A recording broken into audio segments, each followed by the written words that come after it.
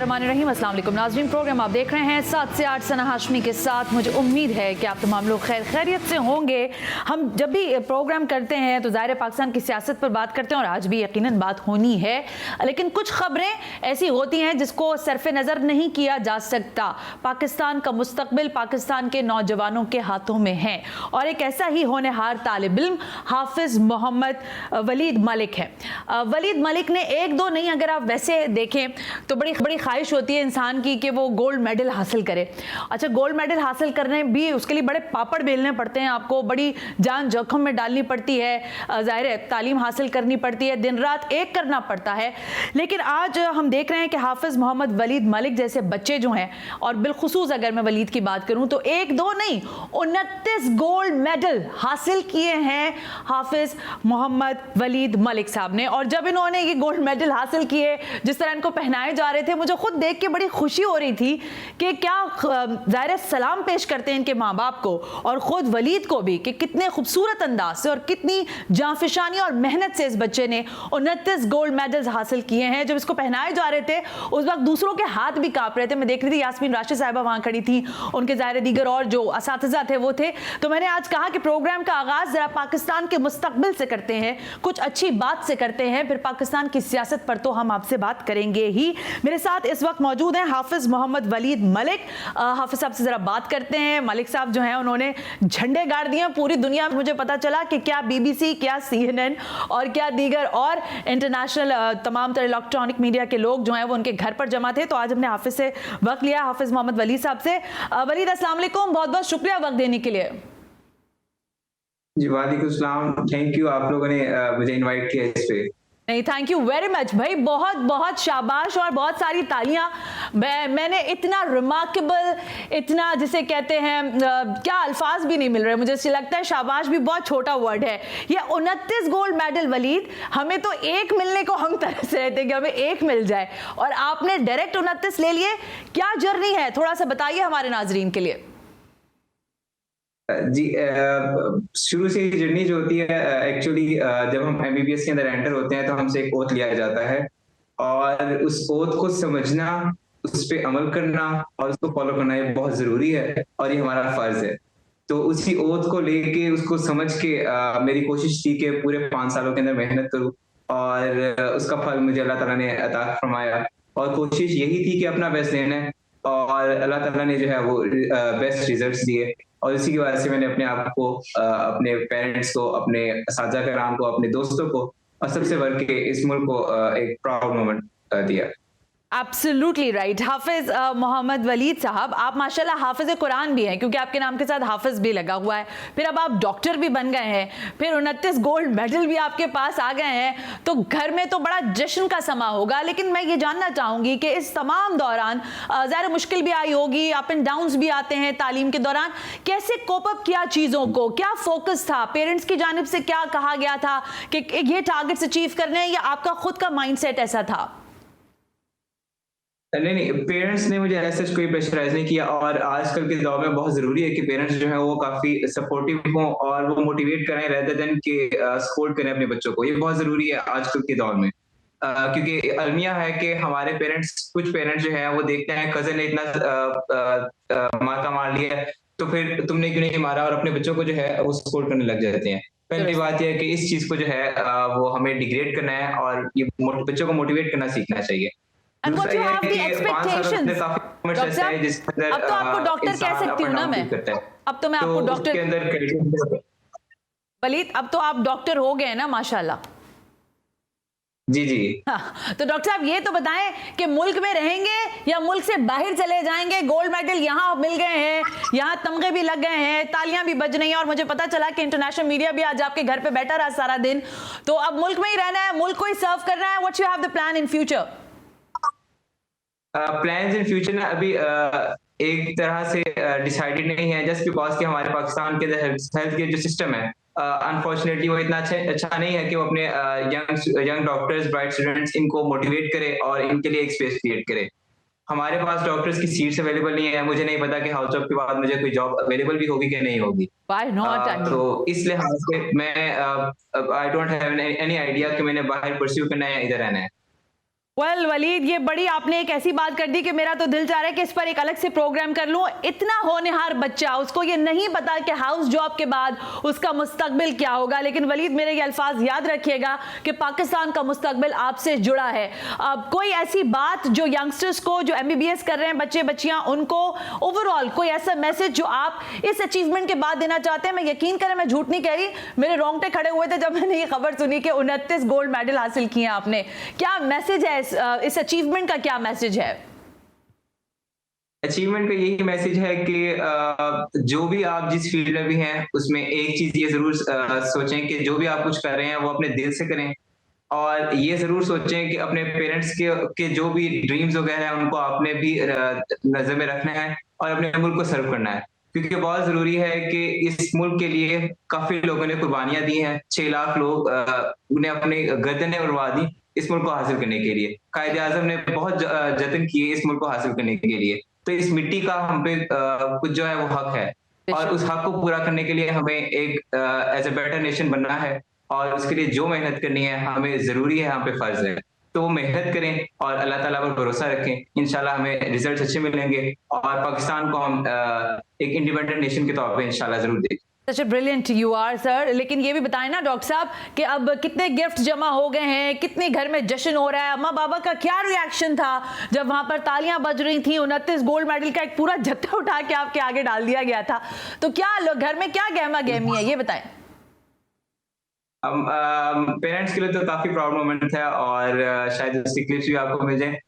अभी जो है काफी फोन्स पे हर जगह जो है इंगेज्ड है, बिजी है, तो बड़ा वो मुश्किल हो रहा है कोप करना इन सारी चीजों पे। लेकिन अल्हम्दुलिल्लाह, अल्लाह का शुक्र है, वो खुश है इस बात पे, और दुआ यही है कि जिस तरह इस चीज को लेके चले हैं आगे भी मुल्क को कौम की खिदमत करें। Well, thank you very much. शाबाश वलीद मलिक, खुश रहिए, कामयाब रहिए। पाकिस्तान को आप जैसे होनहार लोगों की ज़रूरत है। आप पाकिस्तान का मुस्तकबिल हैं। बहुत जैसे कहते हैं लिमिटेड टाइम है वलीद के पास, वो तमाम लोगों को कोशिश कर रहे हैं कि दें। इसी तरह आज उन्होंने भी हमें अपना कीमती वक्त दिया। पाकिस्तान का ये होनहार तालिब इल्म जब ये कह रहा था कि मैं हाउस जॉब के बाद मुझे नहीं पता कि मुझे जॉब मिलती भी है या नहीं मिलती, मुझे शर्म आ रही थी ये बात सुनते हुए कि आज भी इस मुल्क का इतना जिसे कहते हैं ब्रेन जो है वो अभी तक एक्सपेक्ट ही नहीं कर रहा कि उसके लिए क्या क्या चीज़ें यहाँ मौके मौजूद है। तो ये अलमिया है हमारे रियासती तमाम तर इदारों के लिए। एक ब्रेक शामिल कर रही हूँ, ब्रेक से वापस आऊँगी। तो अलमिया तो ये भी है कि वफाक में उखाड़ पिछाड़ हो रही है, पंजाब में हो रही है, फिर पता चल रहा है सिंध में हो रही है, और उसके साथ साथ कराची कैसे पीछे रहता। कल रात ही रात में कई मुलाकातें हुई, कई वादे हुए, कई वईद हुए, कुछ वफा होने भी जा रहे हैं इस ब्रेक के बाद।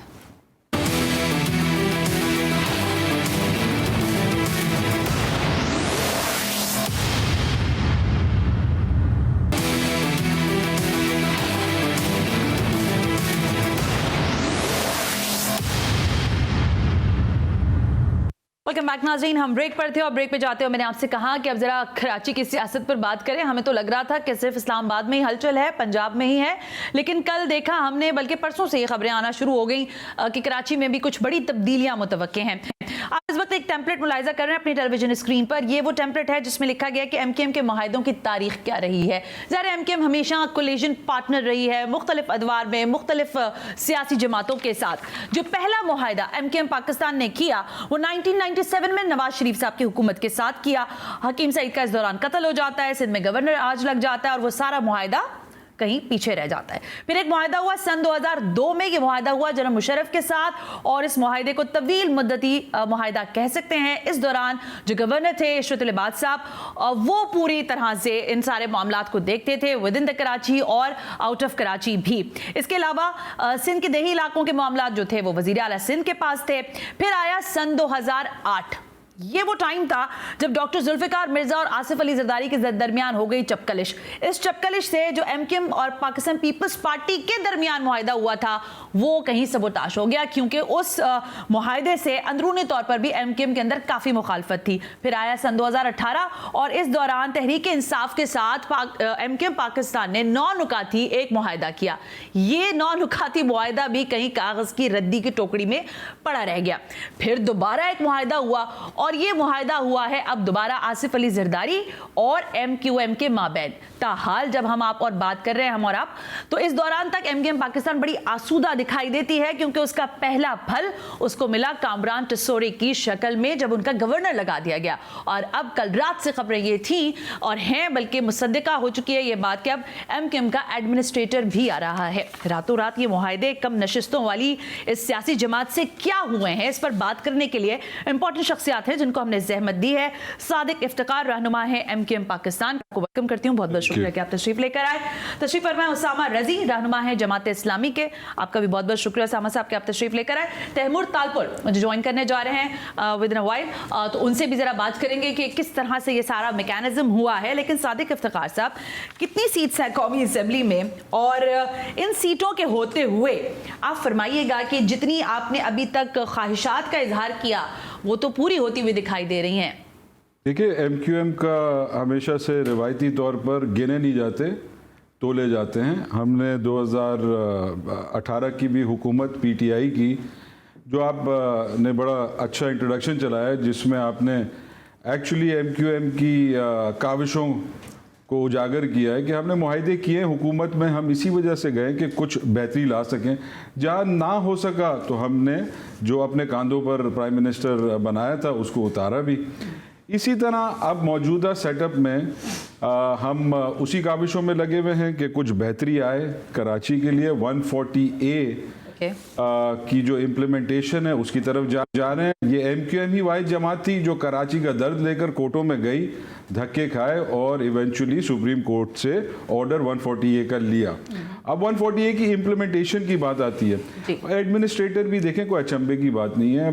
कराची के हम स्टेक होल्डर्स हैं, और जब दो बड़ी पॉलिटिकल पार्टीज़ में बात होती हैं तो कुछ नेगोशिएशंस होती हैं, और उनको भी पता है कि कराची की डायनामिक्स MQM से बेहतर कोई समझती नहीं है।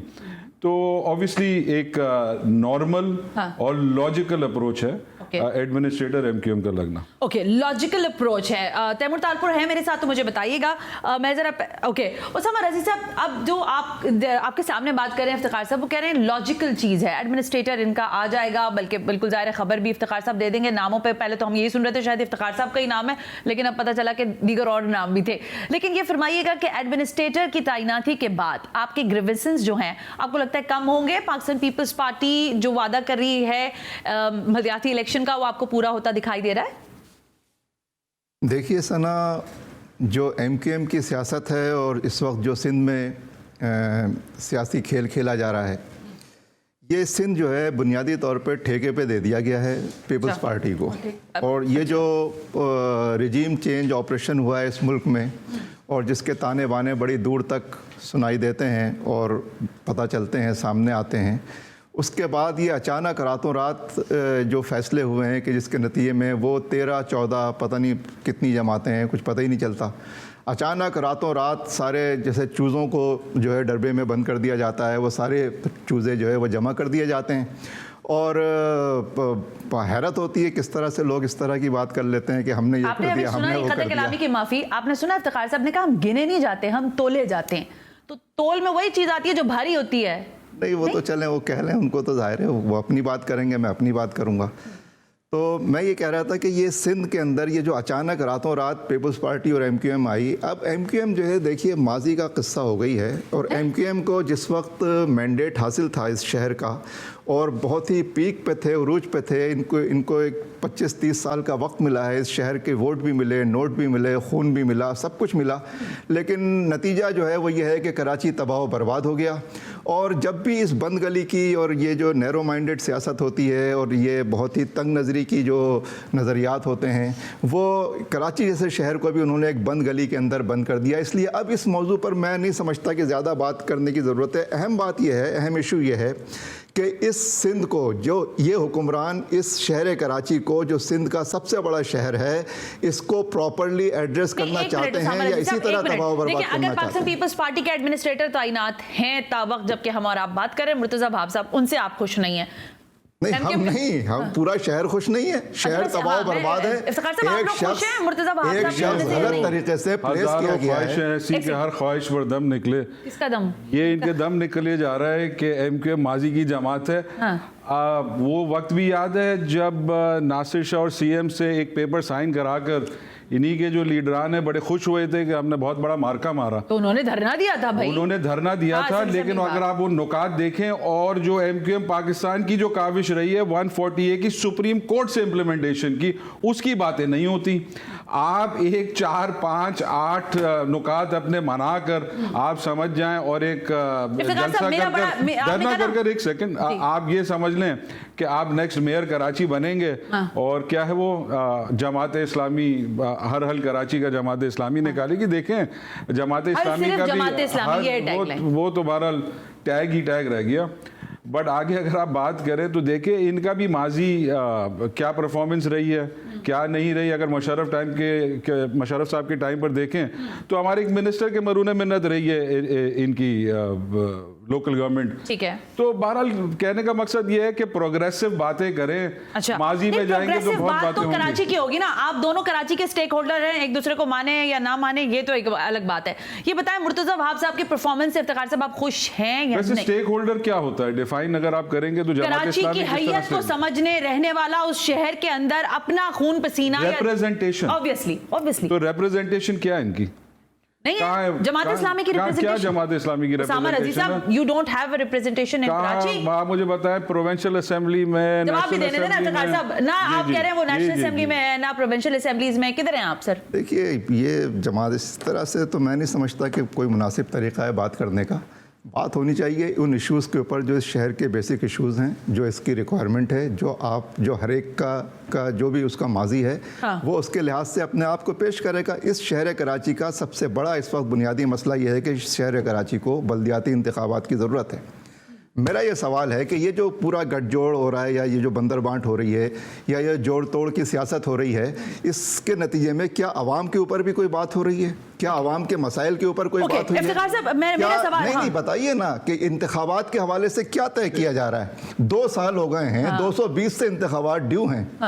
तो ये मुल्क आइन और कानून के मुताबिक चलेगा? वैसे इस तरह का खिलवाड़ होता रहेगा? वो क्यों मना कर रही है? क्यों नहीं आप लोग बल्दियाती इंतखाबात के हक में? देखें, एक तो थोड़ा ज़रा मैं करेक्ट कर लूँ, जब आप कराची को रिप्रेजेंट करते हैं तो उसकी रिप्रेजेंटेशन किस तरह जाहिर होती है? आप ऐवान में बैठे होते हैं। तो एक चीज़ मैं क्लियर कर लूँ, मैंने कोई इस तरह की बात नहीं की। अगर आप रिप्रेजेंटेशन कह रहे हैं कि उन सारी जगहों पर, उन पावर जगहों पर नहीं है जहां से आप चेंज ला सकते हैं। उसके अलावा कि अगर आपको वोट दिया जाए, आप पब्लिक आप पर भरोसा करेगी तो वोट देगी तो आप असेंबली में बैठेंगे। राइट, इफ्तिखार साहब अब प्रिसाइजली आंसर कीजिएगा, मुर्तजा वहाब साहब एक अच्छे एडमिनिस्ट्रेटर हैं या नहीं?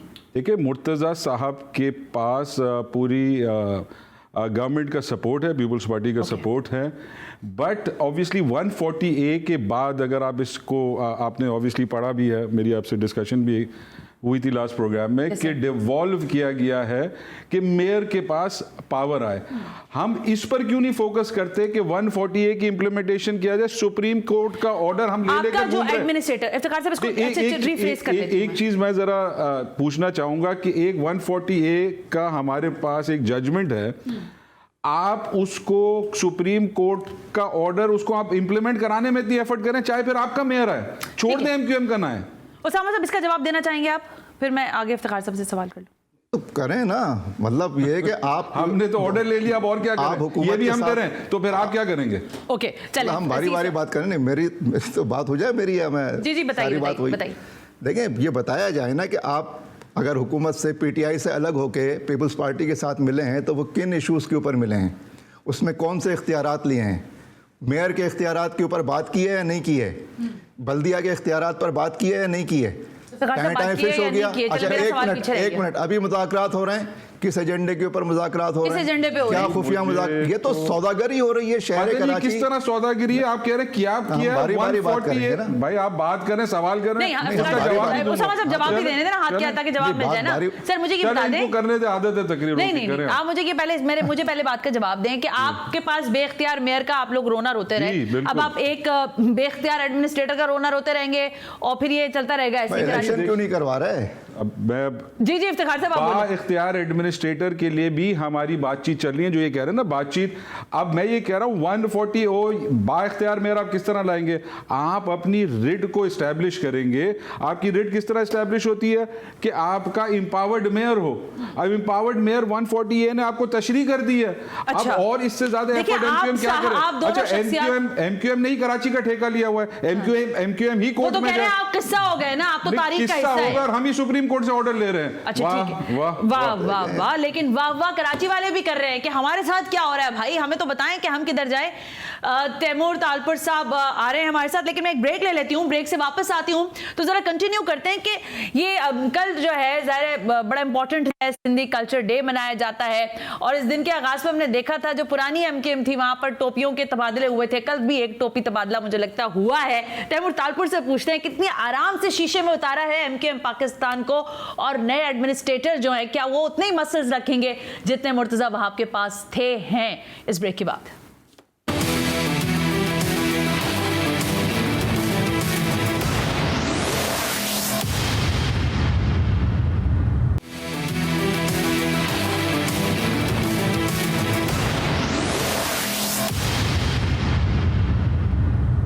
वेलकम बैक नाज़रीन। हम ब्रेक पर थे। कराची की किस्मत में क्या कुछ बदलेगा भी या नहीं, ये मेरा बुनियादी सवाल हमेशा होता है जब मैं कराची के जो ज़मीनी हक़ाइक़ हैं उस पर बात करती हूँ। तैमूर तालपुर मेरे साथ मौजूद हैं, रहनुमा है पाकिस्तान पीपल्स पार्टी के, और ज़रा उनसे पूछ लेते हैं कि मैंने कहा था जैसे जाते जाते कि क्या ऐसी गीदड़ सिंगी लगाई कि एमकेएम पाकिस्तान को मान लिया, मना लिया और सारी चीज़ें गुडी गुडी हो गई हैं। तैमूर तालपुर साहब ये फरमाइएगा कि एक एडमिनिस्ट्रेटर की मार दिखाई देती है आपको, एमकेएम पाकिस्तान एक एडमिनिस्ट्रेटर दे दिया और फिर कराची के अंदर जैसे चाहें जिस तरह चाहें रूल करवाएं, एमकेएम पाकिस्तान को इस तरह तोला है आपने इस बार? बिस्मिल्लाहिर्रहमानिर्रहीम। देखिए जी, एमकेएम जिसकी आप बात कर रही हैं सना जी, ये वो एमकेएम नहीं है जिसके साथ हम पहले डील करते रहते हैं। वो एमकेएम नहीं है जिसके साथ हमें मसले मसाइल रही। एक बहुत रिफाइंड और अच्छा वर्जन है एमकेएम का। अच्छा, जहां तक रही बात एडमिनिस्ट्रेटर की, तो हमने जब भी कोई कमिटमेंट किया, खसूसन आसिफ अली जरदारी साहब ने जहां भी कोई बात की है वो हमेशा पूरी हुई है और सही वक्त पे पूरी हुई है। कभी हमने उसमें 19-20 नहीं की। और आपने देखा होगा हमारे एमकेएम के भाई छोटी छोटी बातों पे कभी कभार नाराज होके और आके माइक से कुछ बोल देते हैं, कोई नाराजगी दिखाते हैं, और उसके ऑपोजिट अगर आप देखेंगे तो we have much more political maturity in Pakistan Peoples Party. आपने कभी भी ये नहीं देखा होगा कि हम जज्बात में उनको जवाब भी दें। ये हमारे ऊपर से पॉलिसी मिली हुई है जिसको आपके पास असल में नासिर शाह जैसी शख्सियत भी है ना, जो हंसते मुस्कुराते वहां जाते हैं। पहले ज़ाहिर मरहूम रह चुके थे वजीर दाखिला, वो चले जाते थे, और अब आपके पास नासिर शाह हैं। लेकिन ये फरमाइएगा कि इस सारी सूरत हाल में कराची को क्या मिलेगा? क्या मुर्तजा वहाब एक अच्छे एडमिनिस्ट्रेटर साबित नहीं हो रहे थे इसलिए आपने एमकेएम का एडमिनिस्ट्रेटर पर राजीनामा किया? देखिए, you have to keep in mind कि हुकूमत पाकिस्तान पीपल्स पार्टी की है।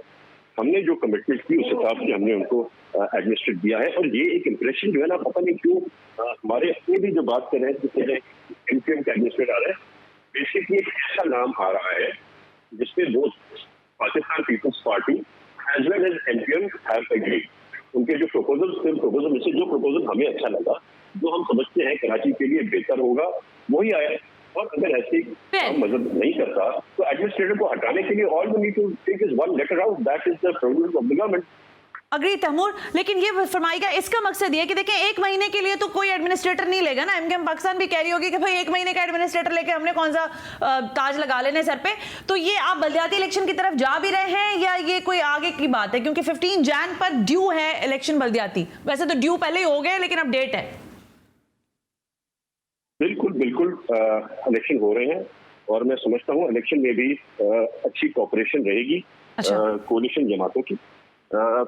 हो सकता है हम काफी सीटों पे सपोर्ट भी करें एमकेएम को। कुछ बातचीत चल रही है और पहले की तरह इस बार भी जो कमिटमेंट होगी वो इंशाल्लाह ताला जरूर हम पूरी करेंगे। मैं दोबारा आती हूँ आपकी तरफ। क्या पाकिस्तान पीपल्स पार्टी अपनी गिरफ्त कमजोर कर रही है कराची पर? तैमूर, आपका इसका जवाब दीजिएगा, फिर मैं दोबारा आपकी तरफ आती हूँ। अगर आप एमकेएम के साथ इस अलायंस के साथ आगे चलते हैं तो आपको लगता है आपकी गिरफ्त कमजोर होगी मजीद, जो कि कराची में वैसे ही थोड़ी शायद कमजोर हो?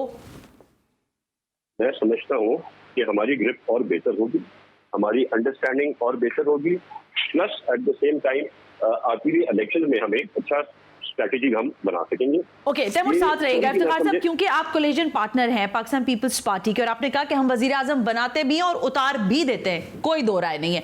ये बताइए कि इस हुकूमत से, जो कि वजीर आजम शहबाज शरीफ है, फिर आसिफ अली जरदारी साहब भी आपके साथ मौजूद हैं, सूबे में आप कोलिजन में उनके साथ काम करना शुरू कर रहे हैं, ये जो बल्दियाती इलेक्शन के मामला है, इस पर हल्का बंदियों का मामला है, मरदमशुमारी का मामला है, इस पर क्या बात हुई है पाकिस्तान पीपल्स पार्टी से और कितना लुक फॉरवर्ड कर रहे हैं आप इसको? देखें, 3 दिन पहले जरदारी साहब के साथ मीटिंग हुई थी जिसमें मैं भी शामिल था। ओके। और जो मैंने नोट किया है कि इस दफ़ा जरदारी साहब और बिलाल साहब दोनों are serious about the issues of Karachi, ठीक है। अब अगेन हमारी एक वर्किंग रिलेशनशिप है पीपल्स पार्टी के साथ, ये तैमूर साहब भी इस बात को वाजे कर चुके हैं। अब जब वर्किंग रिलेशनशिप होती है तो कदरे बेहतरी आती है एक सिचुएशन में, क्योंकि देखें प्रोविंस में majority for obvious reasons Peoples Party की है, जिसमें डिलिमिटेशंस का जो इशू है वो देखें, वो एक बहुत ही इम्पोर्टेंट डिमांड है MQM की, और जो एक्सेप्ट भी करती है इनकी लीडरशिप, जरदारी साहब और बिलाल साहब, नासिर साहब, ये सब एक्सेप्ट भी कर चुके हैं और इसकी तरफ हम बातचीत भी चल रही है। आज भी कुछ मीटिंग हुई थी CM हाउस पर और इस पर मेरे ख्याल में कुछ ब्रेक थ्रू हुआ है कि हल्का बंदी के हवाले से। तो देखिए प्रोग्रेसिव वे में प्रोग्रेसिव बातें हो रही हैं। Agreement for the sake of agreement नहीं लग रही इस दफा। अच्छा। हम लोग एक तरीके का वर्किंग रिलेशनशिप। लेकिन फिर इसमें एक ज़िमनी सवाल है इफ्तिखार साहब, ये देखें 15 जैन को बल्दियाती इलेक्शन होने हैं as per the election commission of Sindh orders, तो ये फरमाइएगा कि उससे पहले हल्का बंदियां होंगी, उस क्या कैसे होगा ये मामला, मैं ये जानना देखिए हल्का बंदी कोशिश है कि अगर कुछ एग्रीमेंट हो जाती हैं हल्का बंदी की तो ऑब्वियसली फिर there could be a chance of delay in election. अगर नहीं है तो हम तैयार हैं अपने ग्राउंड पर इलेक्शन लड़ने के लिए। अगर हल्का बंदियां नहीं भी होती हैं तो भी आप इलेक्शन में जाएंगे, बायकॉट नहीं करेंगे? नहीं, ऑफ कोर्स हम इलेक्शन में, हम अपना स्पेस थोड़ी किसी को लेने देंगे। ओके, और उस स्पेस को लेने के लिए हल सिर्फ जमात इस्लामी। ये फरमा दे उसामा रजी साहब कि आप जिस हल के लिए बार बार सिंध और बिलखुसूस कराची में कैंपेन कर रहे हैं, आपको लगता है कि ये दो बड़े, मैं मानती हूँ इस बात को कि इनकी तारीख लड़ाई झगड़ों पर मोहित रही है, एक दूसरे को टोपियां पहनाई हैं, एक दूसरे को सारी चीजें दी हैं, लेकिन ये फिर भी कुछ मिल मिला के खा पी करके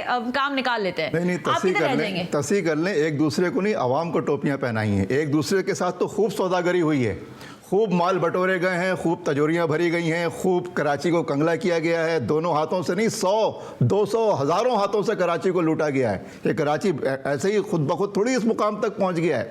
लिहाजा ये दोनों लोग हैं कल्प्रिट, ये कह रहे हैं दोनों जमातें कल्प्रिट जो हुकूमत में रहे हैं वही जिम्मेदार हैं, और 30 साल से ये हुकूमत में हैं, ये जिम्मेदार हैं। और ये बड़े बड़े पसमानदा, फरसुदा, यानी जागीरदाराना जहनियत की हामिल और उसके साथ पुरतशद्दुद फाशिस्ट जहनियत मिल जाए तो उसके नतीजे में करेला किस तरह से नीम चढ़ा होता है वो शहर कराची ने उसका मज़ा चखा है। कराची के बुनियादी इशूज़ हैं।